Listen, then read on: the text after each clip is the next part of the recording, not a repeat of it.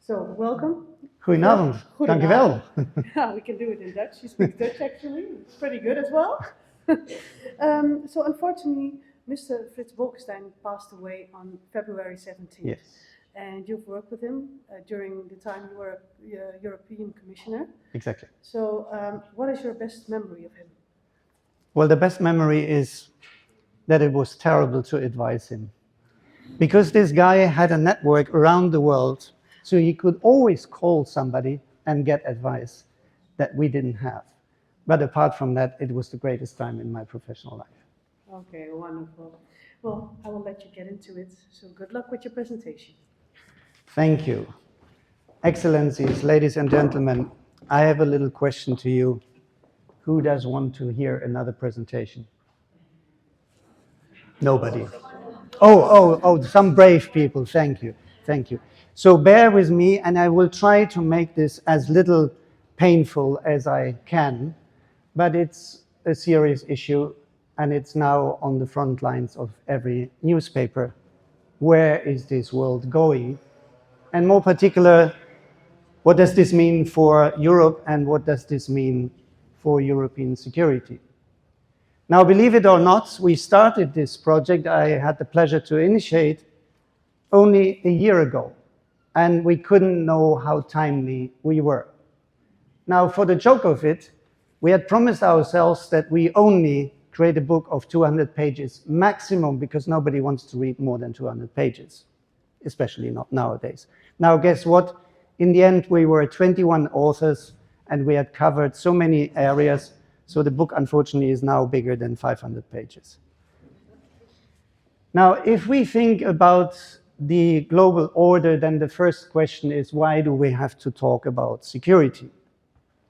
Now, the first reason is because this very city where we are is the birthplace of Erasmus of Rotterdam, the famous thinker, the great humanist, who kicked off a process that with later developments, enlightenment, brought everything we hold dear. Han was referring to many of these elements.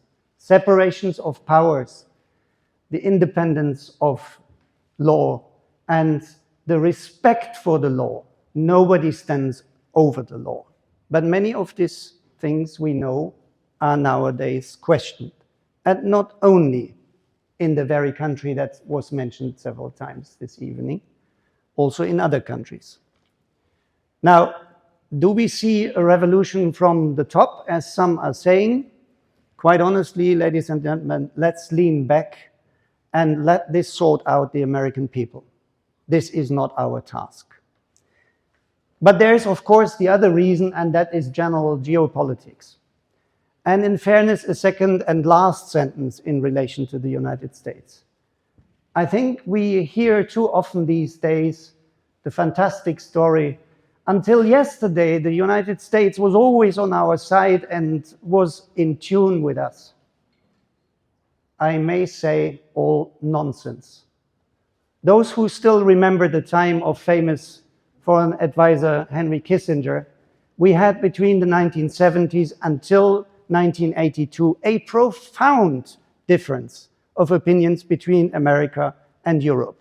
And only with the NATO double decision we came to terms again. So let's not forget that this is a story that goes way back of difference of opinions. Now let's do a little geopolitical reality check. And I apologize in the beginning to all our foreign guests that I'm not mentioning some areas in the world, and I can only give you a glimpse. But if what happened a day ago, namely this fully fledged agreement, we're going to support Ukraine forever, whatever it takes, and all the sentences we heard, we need a strategy. And ladies and gentlemen, I was myself twice last year in Ukraine. I spare you all the details. What I mean to say is, if we mean what we are writing down and are saying to everybody, we need a strategy, and then you need to understand your adversary. So, what is the reason behind Russia's behavior in that country? And that goes much further than what we hear day in and day out. We want to destroy this country. There are hardcore economic interests, which some people advised us way back in the past. And now only when an American president is behaving in an unacceptable manner, we are saying, wow, there are economic interests. The US attempt that some people are saying is behind what is happening these days, namely to divide Russia and China, ladies and gentlemen, my humble view, will fall flat on the belly. The history between these countries is very tainted for more than 300 years. But you have an inversion of what Kissinger saw at the time when he made the approach to the Chinese. And now Russia, let's be frank, is in a much weaker position towards China.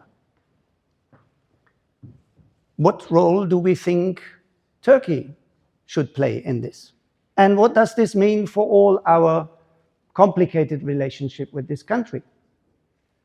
I found it very telling that 2 days ago, Elmar Brok, the name may say still something to one or the other, the foreign policy chair of the European Parliament, a German parliamentarian, said, this nonsense that I was talking as well, namely privileged partnership, is something we should bury for once and all. So where's the new concept? China, ladies and gentlemen, and this is also overlooked, is nowadays in a major advantage with Russia, with the situation that the Americans are pulling out everywhere with international aid, etc. And it was mentioned, Madam Ambassador, and you're totally right. And I think we are not seeing this anymore in all our negotiations in trade relations. Our colonial past is a drag on our legs. Let's admit it and do something about it. And last but not least, if you look what has happened over the last days, we should be jubilous and say, great, we're getting our act together. I am wondering, can we put all our national pride aside and come to real cooperation in Europe? Now, there was a question a short while ago, why are we in this situation? And famous political scientist Ivan Krastev made a great analogy, and that's why you see this funny picture. He said, we Europeans are like cats who have been living too long in a warm house. So everything was there, like here this evening, drinks and food. You don't have to care for anything. So what do you become? Terribly lazy. So he said, and now we're out in the open. So it's cold and ugly. And then he said, can we get our head around it? And his conclusion was, no, actually not. And his conclusion was, we are like this guy who sits in his apartment the whole day long. He never goes out, completely off reality. Until the very day, 2 burglars are coming in his house. And he finds this situation so absurd that he takes a TV control and tries to change the scenery. Of course, doesn't work. So I'm back to my previous question. Do we have really understood what's happening? Which type of security do we mean in this book? Of course, the defense and deterrence, and without any further details, deterrence needs a new definition. We are on a good path, but we are definitely not yet there. The rule-based international order that Hang was already referring to is in big peril. But again, ladies and gentlemen, how comes that we are now saying this is this crazy American president who is doing all the evil, if already the previous administration was not willing and able to solve the blockage of the WTO and was already shouting out loud, we didn't want to hear it, that the WHO is a China-dominated institution. So for me, the conclusion is we need to reinvent how this international order is going to work. And then, of course, we have to talk about many other issues, starting from resilience, civil defense, disinformation, cyber security, Supply chains, there are a lot of business people in the room. You all know this was never something given and complex, but today it's even more complicated. And then, of course, climate change, and Madame Ambassador was referring to this. Let's be honest, as Europeans, we will not solve and save the world with the way we are dealing with this theme. So all these issues we are addressing in the book. So what can you expect from the book? 21 authors in the end from very different European countries, one American also in there, are bringing their expertise and their professional experience in. Most importantly, you will not read the 1001st analysis what doesn't work, because we are all sick and tired of this. We are brave enough to come up with some ideas, and some admittedly are provocative. So if you read the book, and of course we don't have all answers, that would be completely ridiculous to claim, but if you read the book and you disagree with us, then don't stop just criticizing. That's too easy. Give us better ideas. Now, a very few highlights. I think Europe needs urgently a strategy for both its own security and the relations with great other powers, and here we could continue this list much further.